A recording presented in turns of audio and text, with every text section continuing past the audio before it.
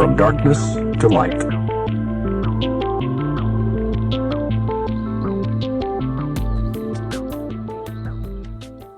When you are weary, remember you have hurt yourself.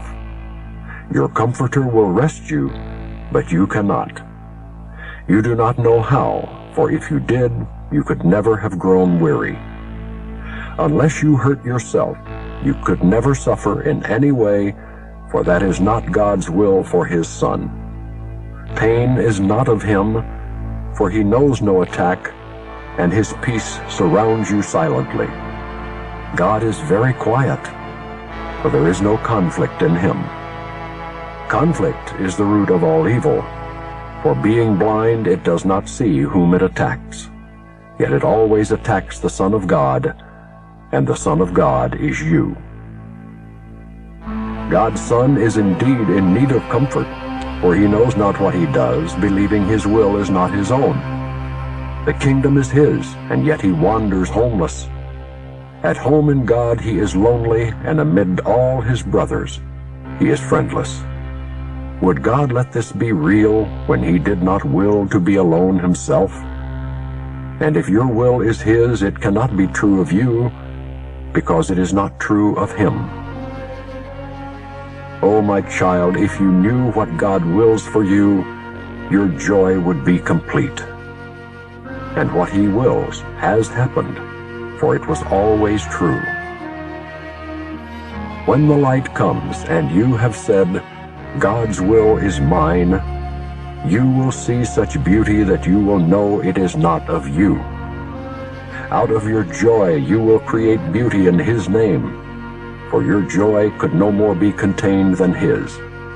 The bleak little world will vanish into nothingness, and your heart will be so filled with joy that it will leap into heaven and into the presence of God.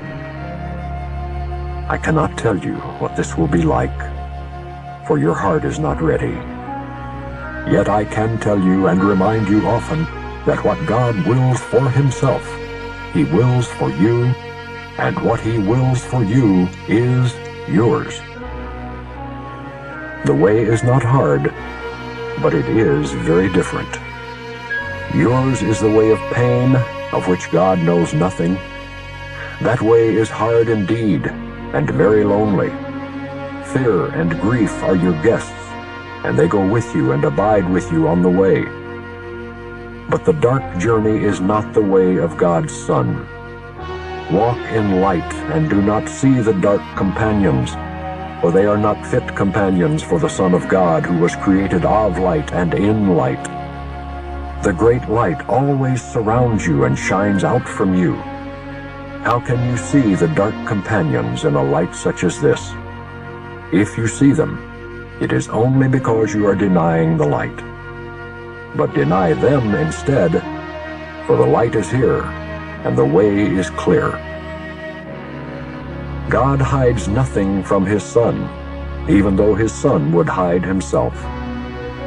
Yet the Son of God cannot hide His glory, for God wills Him to be glorious, and gave Him the light that shines in Him. You will never lose your way, for God leads you. When you wander, you but undertake a journey that is not real. The dark companions, the dark way, are all illusions.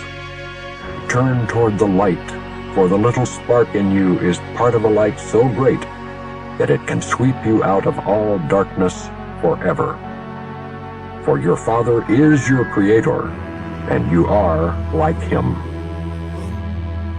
The children of light cannot abide in darkness, for darkness is not in them. Do not be deceived by the dark comforters, and never let them enter the mind of God's Son, for they have no place in His temple. When you are tempted to deny Him, remember that there are no other gods to place before Him, and accept His will for you in peace, for you cannot accept it otherwise. Only God's Comforter can comfort you. In the quiet of His temple, He waits to give you the peace that is yours. Give His peace that you may enter the temple and find it waiting for you. But be holy in the presence of God, or you will not know that you are there.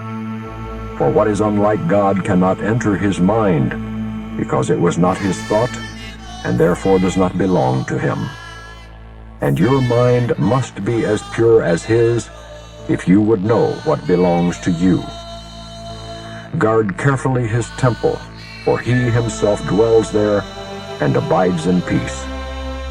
You cannot enter God's presence with the dark companions beside you, but you also cannot enter alone.